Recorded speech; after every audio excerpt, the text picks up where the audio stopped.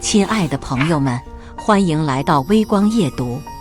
出差的女友花万元买了普拉达男内裤，不是给我的，是给他一同出差的海王男上司的。我让他注意边界感，他说他俩纯工作关系，让我不要无端猜忌，无事生非。后来我看见他俩当众热吻，唇舌交替，辗转吸吮，默契十足，一看就是千锤百炼过的。女友轻描淡写的解释，玩大冒险输了，他是上司，不吻他下不了台。我眼前一绿，说道：你俩继续。顺手把准备送他的玛莎拉蒂给了学妹小徒弟。女友破防了：你俩什么关系？你送他玛莎拉蒂？我不要无端猜忌，我俩纯师徒关系。他也玩大冒险输了，要以身相许。我不送他个礼物，他多下不来台。接下来开始我们本期故事，记得点击订阅并开启小铃铛。女友楚晴的生日，我订了全城最好的酒店，想给她个盛大而难忘的纪念。楚晴到的稍微有点迟，她一打开包间门，气氛一下子热烈起来。女主角来晚了，罚一下，亲一个，亲一个，亲一个。几个朋友起哄，让我俩来个法式热吻。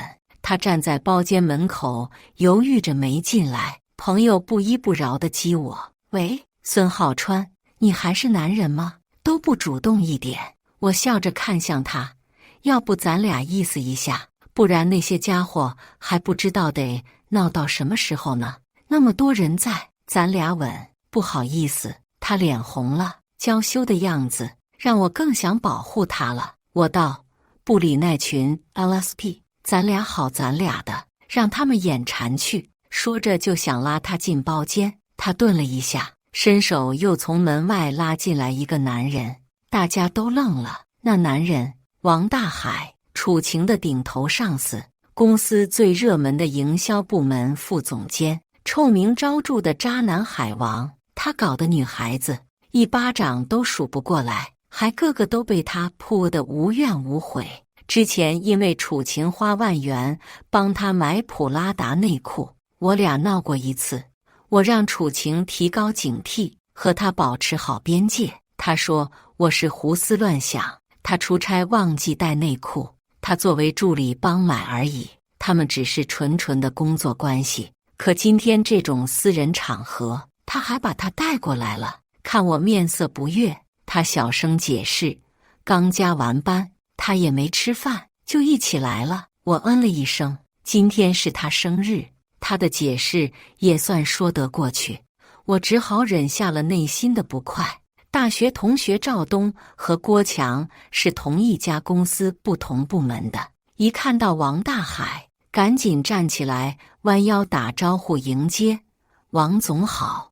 王大海颇有派头地点了点头，然后又用上位者的眼神扫了我一眼。因为我也在这家公司，不过是最底层打杂的。他不知道，其实这是我家的公司。父母为了历练我，也为了我的人身安全，从小把我穷养在老家。大学毕业，我进入公司又是从最底层普通员工干起的。没人知道我真正的身份。王大海一副老总派头：孙浩川是吧？好好表现，我们部门正缺人。楚晴冲我眨眼，示意我说谢谢。我客套一下：多谢王总。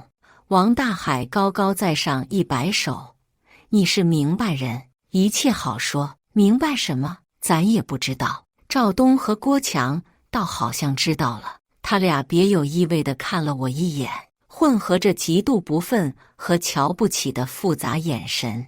潜台词是我用女友色相谋取了前途。我一口老血窝在心里。这个生日宴开场真的让人……大家开始落座。楚晴是今晚的主角，坐在 C 位。我当仁不让要坐在他右手边，可我屁股还没挨着椅子，就被他一掌推开。他让我坐左手边，王大海坐右手边，那是我上司，还是要给足他面子。我心里骂了一句，脸上还是笑着招呼大家落座。总不能因为一个座位就掀桌子吧？我刚坐下，就见他熟练地把王大海的衣服搭在了椅背上。王大海熟练地帮他摆好碗筷，简直就是一副老夫老妻的样子。我心里火起，直接让服务员给他换了餐具。王大海冲我微微一笑，是男人都懂，那不是友好，是挑衅。我不客气道：“晴晴有洁癖，别人动他碗筷，他嫌脏。”王大海将手搭在楚晴的椅背上，一副宣示主权的意味。是吗？那我上次用错晴晴的杯子，也没见他嫌弃。楚晴暗暗掐了我一下，别没事找事儿。你赶紧找个借口把他弄走，他在这里，我就走。他带着点怒意回对我：“你不要那么小心眼，他就是我上司，你就不能像个成熟男人一样吗？能不能不要自卑心作祟啊？我有必要自卑吗？别人不知道我身份，我自己还不知道吗？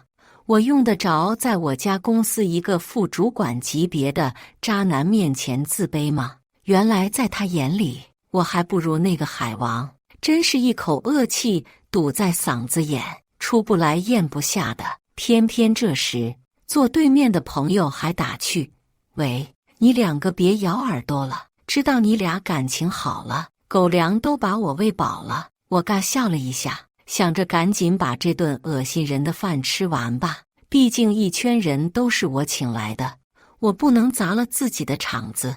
我端起酒杯，打算说个开场白。王大海抢先一步站起来：“感谢大家今晚为晴晴庆生。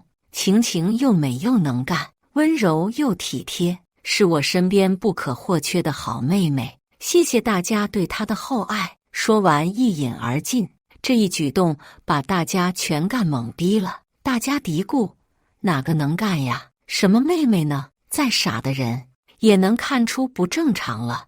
王大海是营销副总监，他不可能不知道这个场合开场白不该是他说的，而且他说的话一语双关，是暗戳戳在开车。说白了，他故意当众和楚晴玩暧昧。我侧头看楚晴，她小脸微粉，笑意迷离，不紧不着脑，好像还很享受。我这才明白，两人都在找刺激呢，而我就是个工具人，是他们 play 的一环。他俩发情还要当着老子面，老子才不受这窝囊气。我两手猛握住桌子边，想掀了桌子，拂袖而去。突然，一只修长的手扯了我一下，回头一看，是小我2级的学妹李若男。她是来我们公司实习的，我带她3个月了。别人欺负她时，我帮她说了2句话，她就认定那是救命之恩了，动不动开玩笑说救命之恩当以身相许。可她火辣辣的性格，别说伸了，头发丝都没人敢碰一下。她小声说：“师傅，快把虐渣机会让给我，我是东北人，遇到这种分不清大小王的，手都痒了，保证给你收拾得妥妥的。”他该是怕我掀了桌子，在公司混不下去吧？我一笑，收拾这种人渣，还真不用人家一个小姑娘出手。可他急不可耐，想点炮仗的样子，我也忍不住想看看。李若男嗖一下站了起来，没想到王总这么有心，给下属好妹妹举行庆生宴，如此关心爱护下属。王总能成功，果然是有道理的。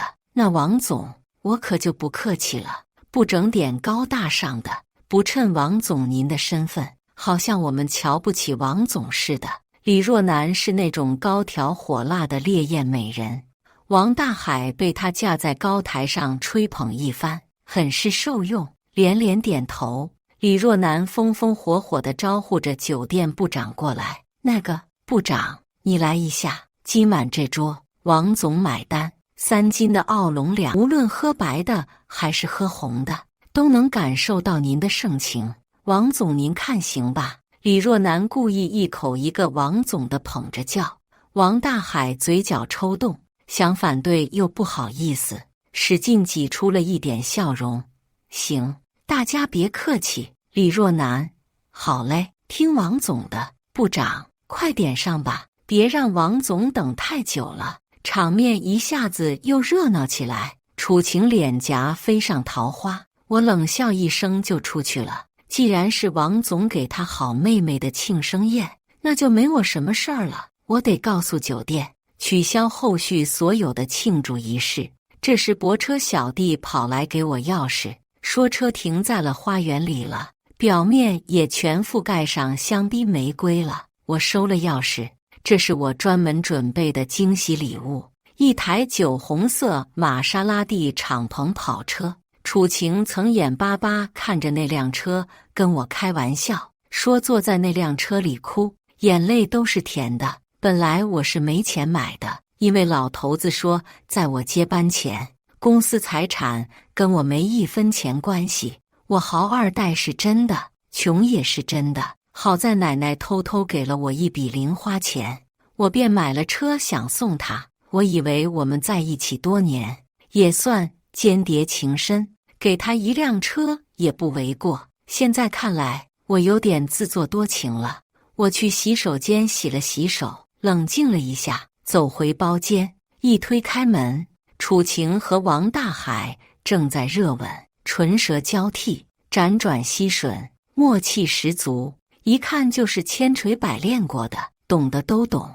我的天灵盖差点都掀翻了，如果不是主角都面熟，我都以为自己误闯了小电影拍摄现场了。赵强和郭东还在起哄，王总爽快，玩得起，大气。看我黑着脸进来，楚晴说：“刚才我们玩大冒险，王总输了，要亲身边的女人，正好是我。”那俩狗腿一唱一和，浩川不会那么小气吧？就是个游戏，哪能玩不起？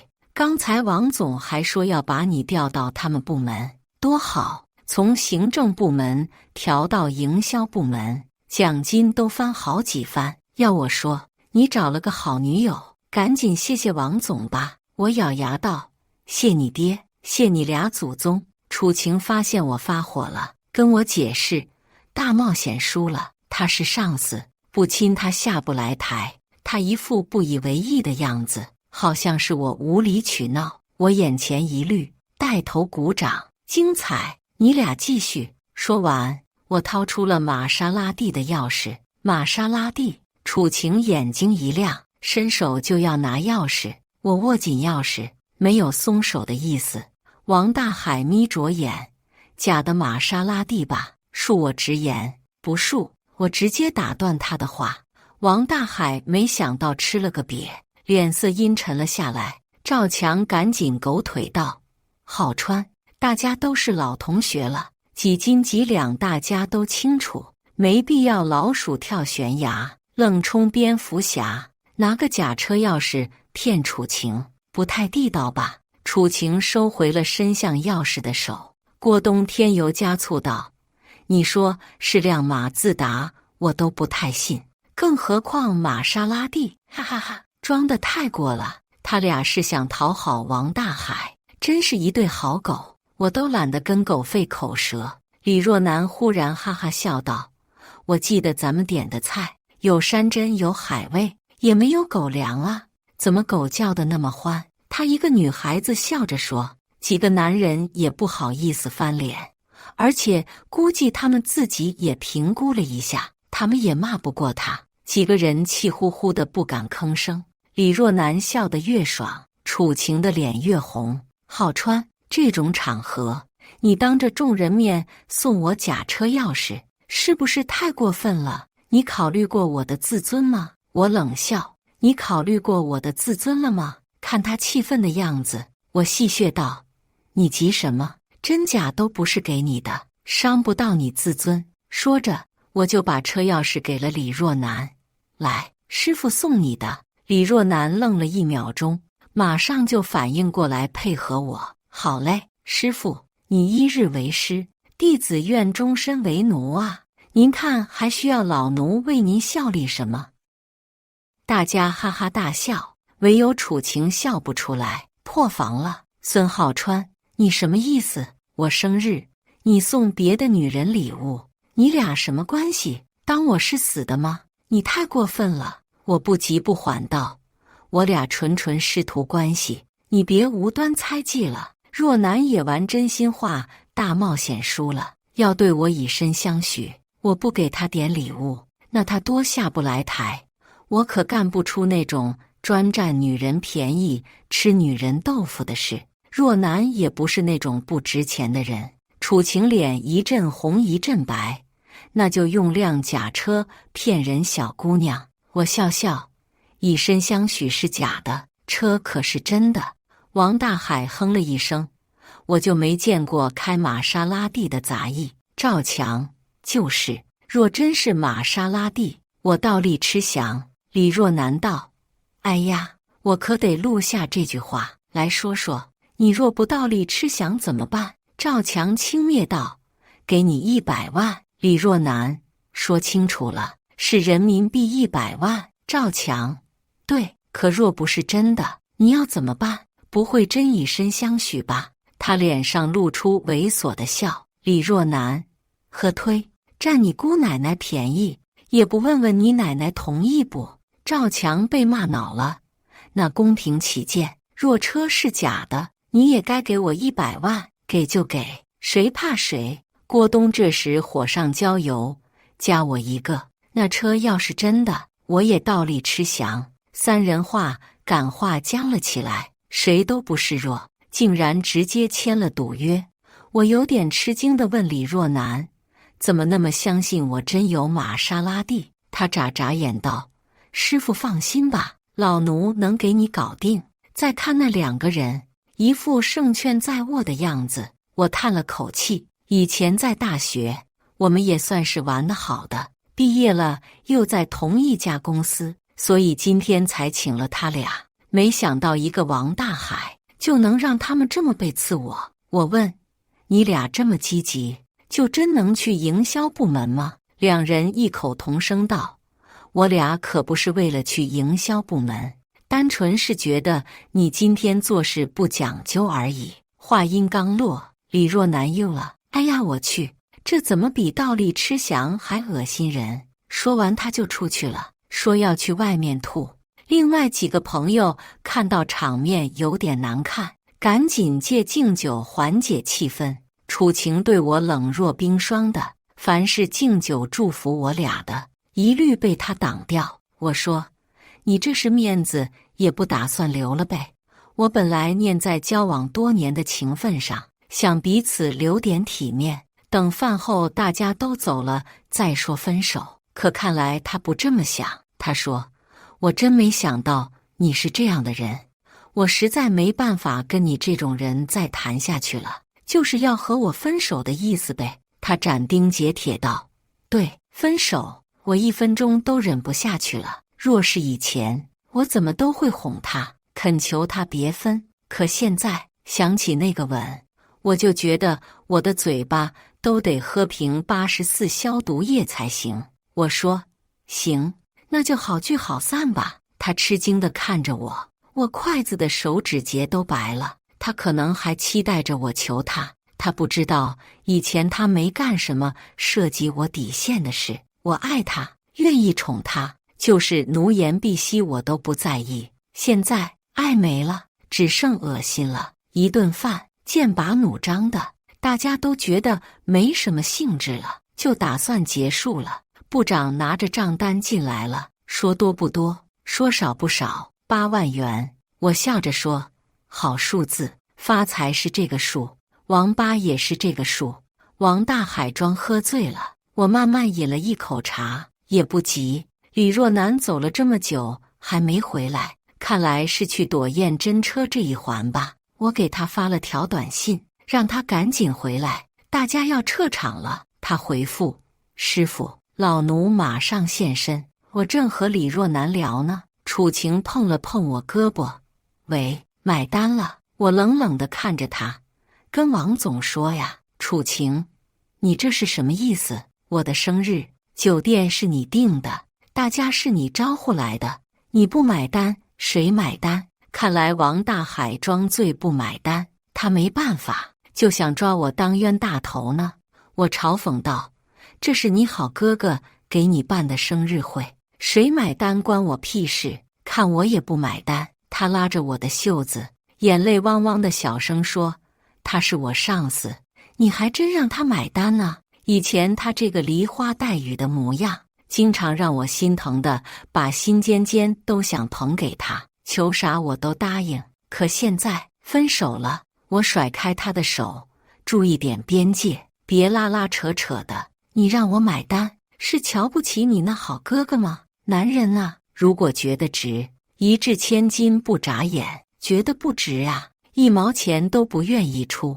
听说他可是送了前助理一套大平层啊，他不会觉得你不值吧？楚晴这时左右为难，赵强又开始犯贱了。浩川呀，咱们都是自家兄弟，王总是不在乎那钱，可是毕竟楚晴是你女朋友，咱男人没钱，不能面子也不要不是。我说打住，我和楚晴分手了，你俩机会来了，赶紧跑起来争着买单，博美人和王总一笑吧。郭东，你说话这么不讲究，可就别怪我把100万赌约当真了。我必须得当真啊，若男还等着你们给100万呢。赵强假好心道：别拉硬了，买了单就算了，给台阶就赶紧下吧。楚晴也劝我：浩川，把单买了，居那事就算了吧，我实在不想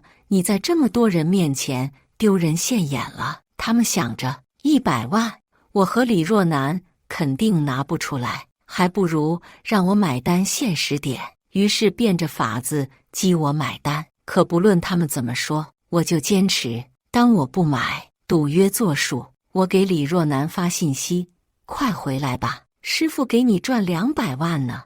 那俩货正跟我较劲呢。李若男：师傅呀，你真高看他俩了，他俩给我200万是不可能的，输了也肯定是整2坨翔啊。我扑哧笑出声来。楚晴瞪了我一眼，不得不说，他瞪眼睛的样子可真丑。部长又催买单了，场面还是僵持着。李若男现身了，一听说王大海喝醉了，他急了：王总，您醒醒啊，我正准备在公司群把您关心爱护下属的美行宣扬一番，您醉成这样入境，会不会影响您高大的形象啊？王大海猛地睁开眼，不能在公司群里乱发与工作无关的事，避免引起误解。他是怕公司群里发了就爱不满，上司问责。李若男大咧咧道：王总放心吧，您说的我都懂，我只会说您爱护下属，绝不会有其他的。您看，我这还有录音录像佐证呢，一并发出去，看谁敢误解，谁误解，我第一个挠花他的脸。王大海脸色越来越难看，不要在群里发，本来我也想买单，不过是强子东子他们想给浩川争个面子，让他买。说着便掏出黑卡，让部长买单。李若男笑道：我就说王总是有硬实力爱护下属的，不像舔狗光靠嘴。赵强、郭东2个气红了脸。既然若男那么爽快，咱们也别藏着掖着了，这单也买了，带我们去见识见识玛莎拉蒂吧。李若男爽快道：好，车我开到了酒店前门了。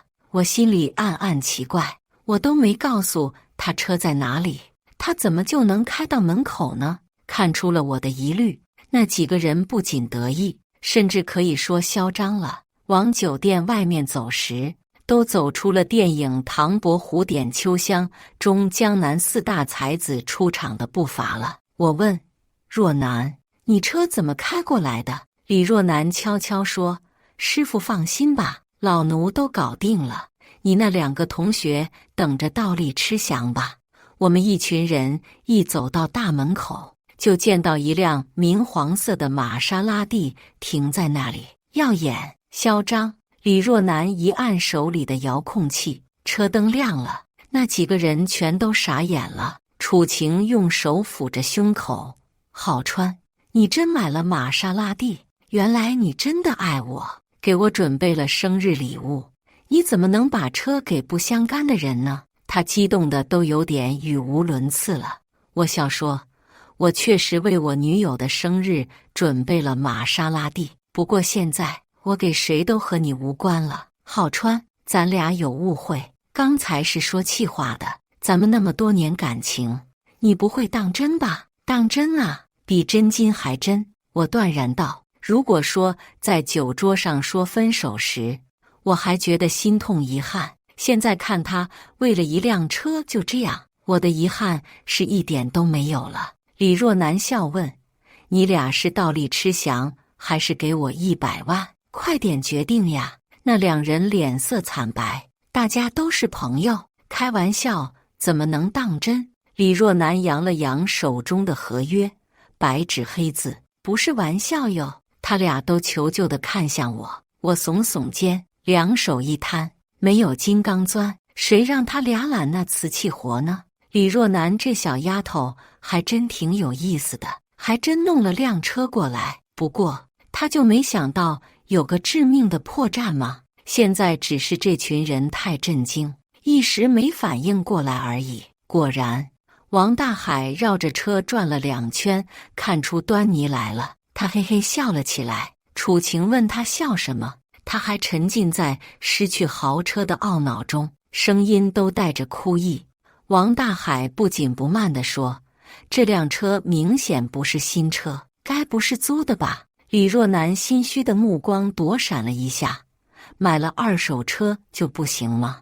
你凭什么说是租的？王大海，你把行驶证拿出来，是他孙浩川或是你李若男的名字，就算你赢。赵强和郭东本来像扔在砧板上的快渴死的鱼，听到这话像喝了神仙水，一下子又活过来了，还龙精虎猛了。对对对，幸亏有王总在，不然着了你的道。你把行驶证拿出来，拿不出来给我俩100万，白纸黑字，别想反悔。李若男急了，行驶证没在我手上不行吗？王大海，强子，东子，要不你俩陪李小姐去取行驶证？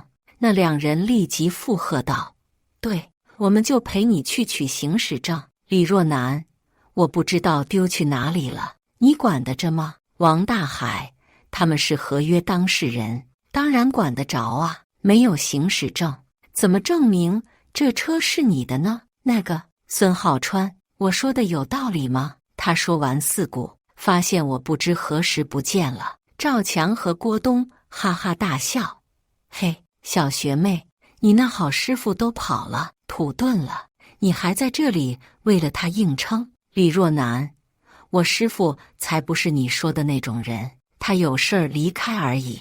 那你倒是找到他呀，看到骗不过去了，他先跑了，哈哈哈。楚晴咬牙切齿道，真是烂泥扶不上墙，我真是被他骗了那么多年。说完还眼含泪花，满腹委屈地看着王大海，他该是对自己刚才为了一辆假车反悔分手，觉得格外羞耻和懊恼吧。王大海把他轻轻揽在怀里，安慰道，别难过，哪个好女人还不遭几个人渣惦记？我正好到场，笑着说，还真是，人渣都喜欢惦记别人的女人，不管好不好，你还敢回来？王大海质问，有什么不敢的？你们要行驶证，我去取来就是了。说着，我就把行驶证给了李若男。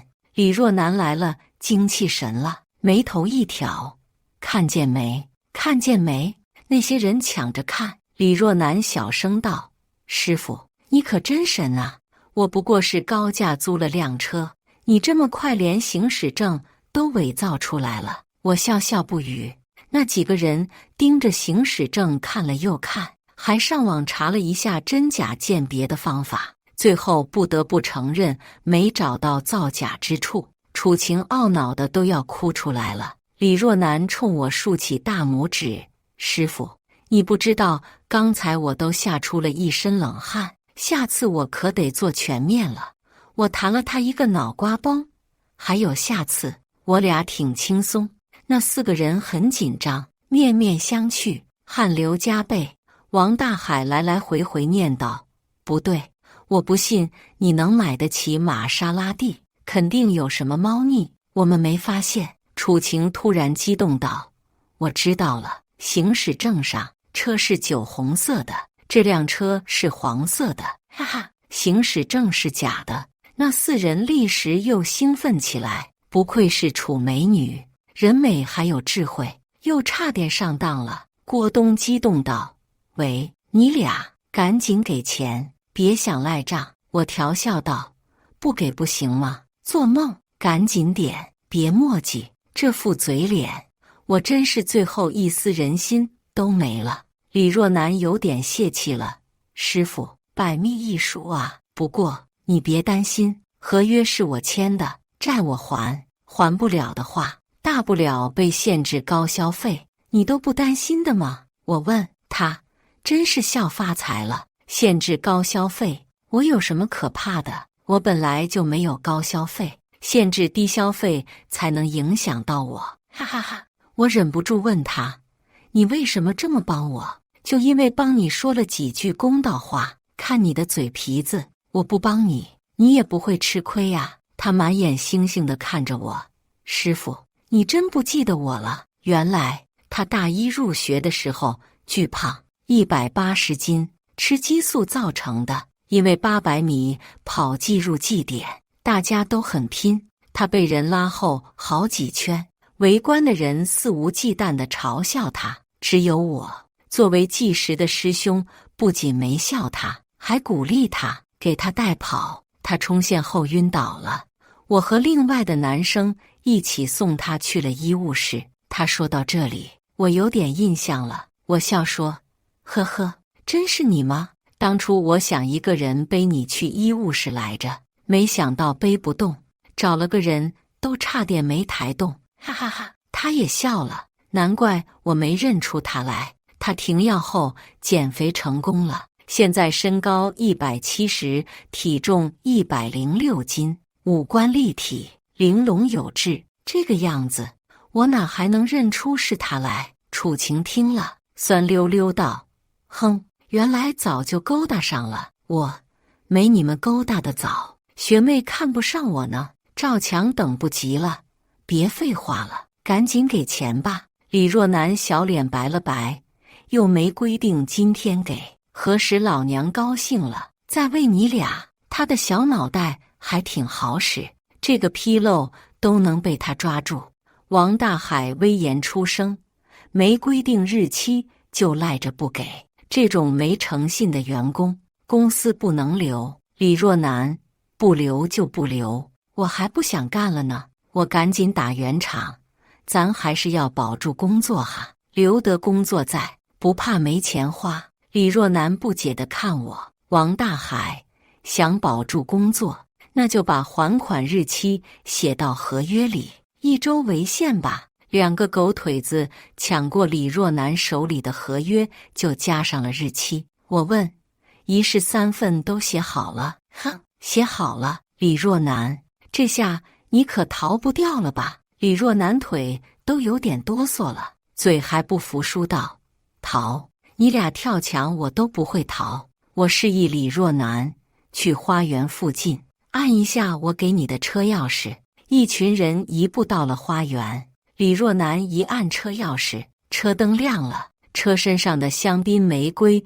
镀上了一层金色，美轮美奂。那些人又看傻了。我说：“去开车吧。”李若男睁大眼睛，使劲吞了口唾沫，又用手使劲拍了拍脑袋，最后捶胸顿足道：“师傅，我还没考到驾照啊，这么好的车，我只能摸摸呀。哎呀，亏大了。亏到姥姥家了。”我一挥手：“上来，师傅教你开。”李若男：“得嘞，老奴来了。”得益于第1杯开场酒被截胡，我一晚上都没喝酒，神清气爽上了车。发动机低沉而有力地咆哮着，缓缓驶出，玫瑰花纷纷落地，露出酒红色的车身。楚晴一愣神，想起他曾多么渴望过这辆车。他追着车，边跑边喊：“这是我喜欢的那款车呀，浩川，你是送我的，浩川，这辆车是我的，浩川。”我缓缓停住了车，他充满希冀地扑上来：“浩川，你还是爱我的，对吧？”我眼神掠过他，对着他后面的3个男人喊：“记住，1周内履约。”车耀武扬威地开走了，到后镜里是3个呆若木鸡的男人，还有一个发疯般追赶喊叫的女人：“浩川，浩川，我是爱你的，浩川，浩川，等等我。”我说把车送给李若男，他说可不敢真要。他教育我，咱底层群众要踏踏实实，不能买豪车充面子，不如把车卖了还贷款。他算了算我的工资，以为车肯定是我贷款买的，我真把车卖了。这车看着觉得恶心，知道我豪车没了，楚晴又活过来了。贷款买豪车充面子，还想骗我，幸亏没上当。王总说的对，他就是杂役，一辈子买不起玛莎拉蒂。他不知道，世上能买起玛莎拉蒂的男人千万，可肯给他买的，他错过了。后来我花了20万买了辆新车。李若男说：“师傅，这车好，剐蹭都不心疼。”想了想又说：“不对，也心疼，还是别剐蹭的好。”这时一辆豪车跑过去，我瞟了一眼，他立即挡住我的视线：“别眼馋那辆车了，等老奴出息了，全款买下送给你。”我笑道：“好，师傅，我胃不好，就等着吃你的软饭了。”1周后，李若男突然大笑着找我：“师傅，师傅，你看我说的准不准？”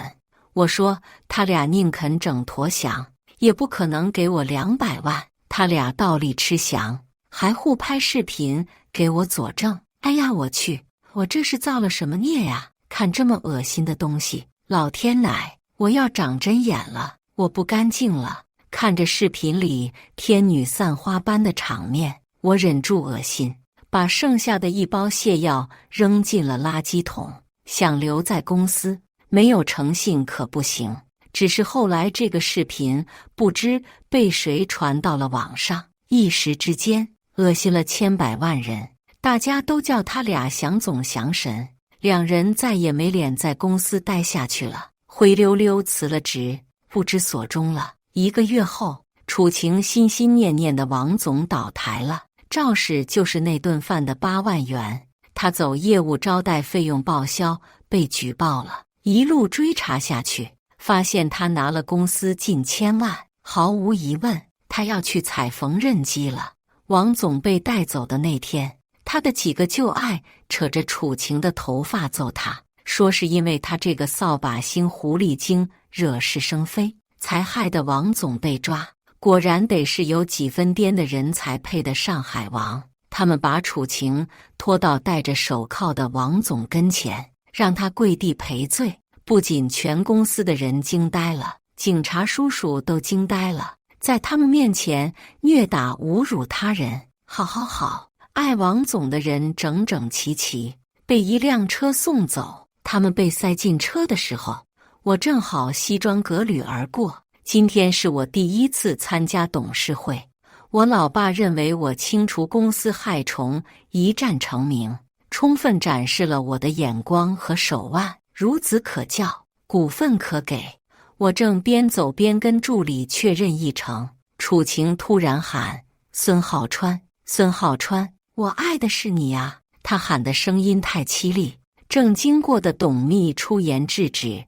办公场所这样喊孙董的名字像什么话？楚晴茫然：“孙董，他不是行政部打杂的孙浩川吗？”“什么打杂？他是孙总裁的独生子，货真价实的太子爷。”董秘话音一落，四周一片死寂，足足10几秒后，那个凄厉的声音又响起：“浩川是我的，浩川是我的，我是太子妃。”警车门砰一声关上，隔绝了2个世界。李若男在前面飘出来：“太子爷，太子爷，看在老奴曾想全款给你买豪车的份上，给老奴实习报告写个5星好评呗。我点点头，大笔一挥，李家有女初长成，力拔山兮气盖世。